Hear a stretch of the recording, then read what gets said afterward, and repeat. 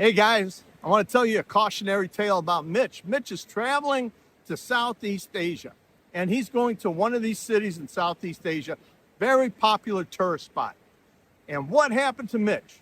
Well, Mitch took that long flight from his home country to a city in Southeast Asia. He arrived early in the morning, and by the time he checked into his hotel, he was exhausted. He got in about 8 a.m. into his hotel room, took a shower, took a short nap, couldn't really sleep because he was so excited about being where he's at.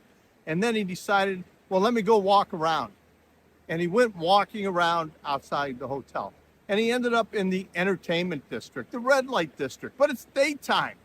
It's not the same as middle of the night. So he decided, I'm going to sit down, have a beer, do some people watching, relax. He found one place to go in that had a nice little balcony, and he sat there on the edge looking down at the street, watching the people walk by doing their daily activity. The staff was really good. They brought him his beer.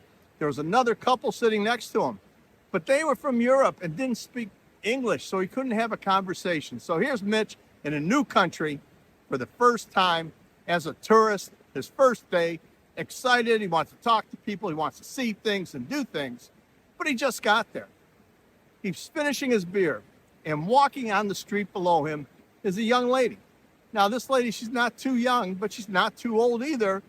She's not dressed really sexy, but she's not dressed dirty either. Very casual, very average in every sense of the way. And she turned and saw Mitch, and Mitch smiled, and she smiled and waved. And Mitch, oh my God, somebody wants to talk to me. She seems nice. And she started walking away. Well, Mitch, he hurried up and paid his bill, ran down to the street, and this girl is about 300 yards in front of him now. He's booking it, trying to catch up with her. He wants to talk to her. He finally catches up to her and says, hello. She turns and looks at him, smiles, and says hello back. So he starts chit-chatting with her. He tells her his name. He asks her her name, broken English. Her English isn't that great, but it's better than no English at all. And Mitch says, have you eaten yet? Would you like to go have lunch with me? And she says, okay. So they go around the corner. They find a nice, quiet place to eat. They have a nice lunch, a lot of giggling, a lot of laughing at his stupid jokes. And, just small talk that isn't really going anywhere. It's just casual conversation. Well, Mitch decides this has been going on long enough. Time for me to go back to the hotel. I need a good night's sleep. And he tells her, I'm going to leave. I'm going to go back to my hotel. And she says, can I come with you? Mitch thinks about it for a moment. He says, sure. He's thinking they'll get to the lobby. They'll order another drink. They'll sit down and talk some more. And as they're walking, she holds on to his arm. And Mitch is all excited about that. Goosebumps going. They get to the hotel. He asks her if she wants to sit there. No, she says. And he goes, you want to go up to my room? She goes, yes, I'd like to see your room. So Mitch, now he's nervous. He's walking past the hotel staff. Are they going to question this? Are they going to stop me? Because I checked in one person. He walks over to the elevator, just gets some smiles, some hello, sir, good day, sir. They get in the elevator. They go up to the 10th floor. And as they get out of the elevator, Mitch is walking in front. She's right behind Mitch. And they get to his room. He puts the key in the door. And as he opens the door, Mitch is shocked at what happens next. As they both enter the room and they shut the door, she starts getting very aggressive. And I'm not talking about aggressive like a mean person. Aggressive in a good way. Mitch was totally unexpecting this, but accepting of it. She was all over him. She wanted to kiss him and hold him and touch him and stroke him, and just gave him an enjoyable couple hours in his room. He was so happy about this. In the back of his mind, he's not thinking anything more than, wow, this is great. Well, they're finished. And he goes and he lays down in the bed. She gets up and cleans herself. She comes back to the bed. She starts stroking his back, giving him a little massage, massaging his shoulders. The temples is where she got him. She started massaging his temples, and he started to doze off, and he got tired, and he fell asleep. When he woke up, It was dark out. 3-4 hours must have gone by.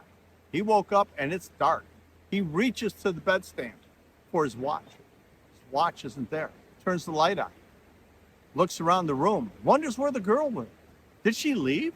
He went into the bathroom to see if she was there. She wasn't there. Then he noticed something. He noticed his phone is missing.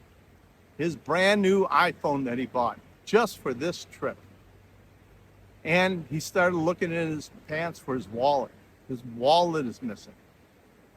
Watch, wallet, iPhone. What's he to do? He goes in panic mode. He goes into his suitcases. He's looking for his passport. There it is. He did not lose his passport. He starts looking for his laptop. There it is. He never unpacked it. It's still there. He looks for some emergency cash that he had tucked away. There it is. So she only got his wallet. She only got his phone. She only got his watch. Let's forget about the watch. The watch is totally irrelevant. But let's talk about what she does have. And he wants it back. He doesn't care about the few dollars that are in the wallet. He needs his credit cards back, his debit cards, his driver's license. He needs all this back. You know how it is, guys, when you lose your wallet and you can't find it, and then you do find it, what a sigh of relief it is. Well, what if you never could find it and you have a great idea someone took it?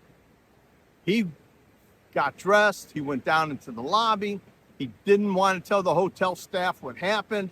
He's ashamed. He brought a girl up to his room. He should have known better. He watches enough YouTube. He watches enough of everything to know wasn't the smartest decision you ever made. Bringing a strange woman up to your room the first night. He should have got himself a cheap hotel that pays by the hour. Just somewhere that a couple hours and pay for it. And then when you're done, give her a few bucks and send her on her way. But no, he thought he found something special. You know, like a lot of guys tell you, not my girl. My girl ain't like that. Well, he went out on the street and he walked back to the place that they had lunch and the bar that he had his beer at. And he's sort of hoping he would run into her. All he wanted was his phone and credit cards back. He knows the phone's no good to her. Knows she can't use the credit cards. But then he thinks, I better hustle back and lock up my credit cards. So he goes back to the hotel. He goes upstairs, opens the laptop, contacts his bank.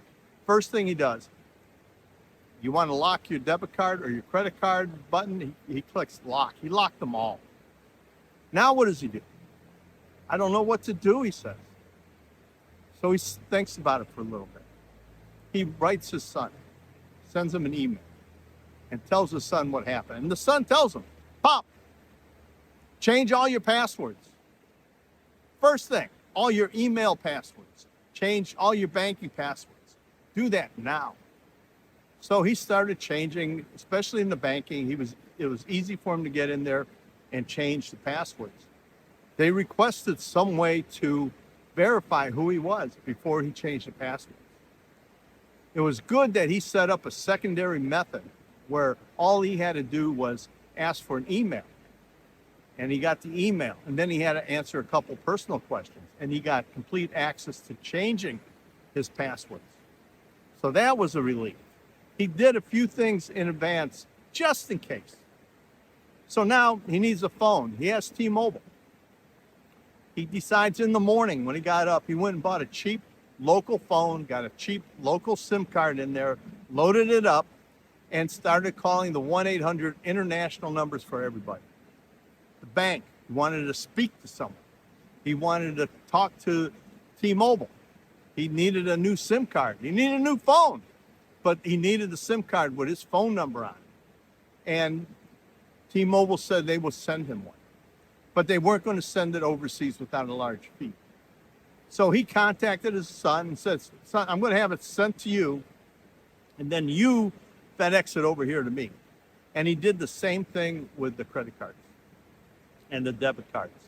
And as soon as his son got them, it was like 3 days later, he sent all that over to Mitch.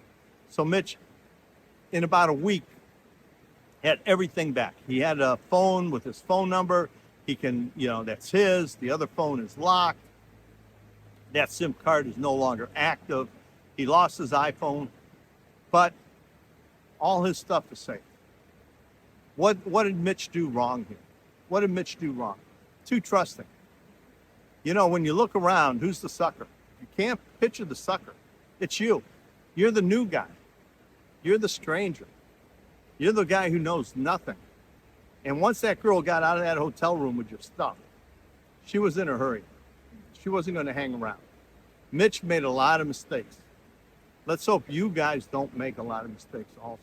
He spent the next day after this happened doing nothing but changing his passwords, making as much changes to his personal security that he could.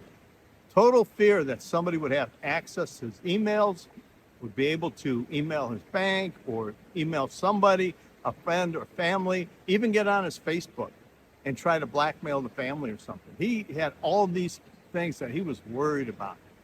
But the important thing is Mitch took care of himself ahead of time. Before he left the U.S., he had an idea of what he would need.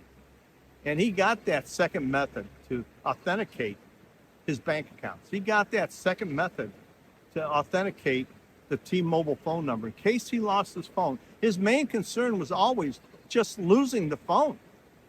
Because if you lose the phone, all that information's on the phone. But in this case, he got robbed. He lost a week's time.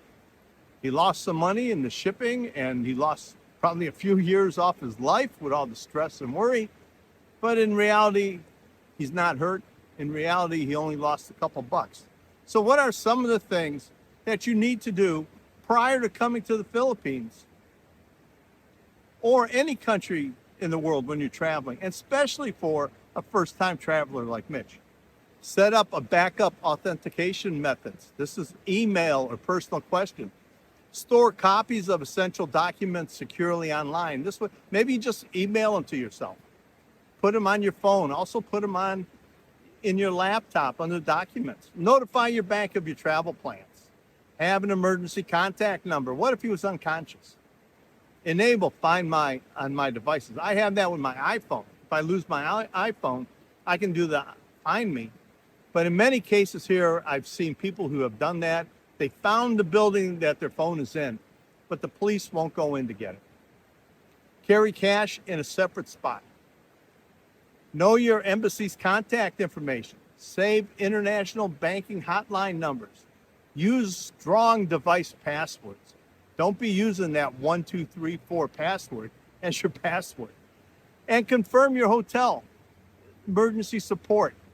Talk to them. Do they have a safe that you can use behind the desk, not just the in-room safe? And if they do, maybe you want to lock up a few items. And carry a second phone, guys. Have a burner phone for local stuff.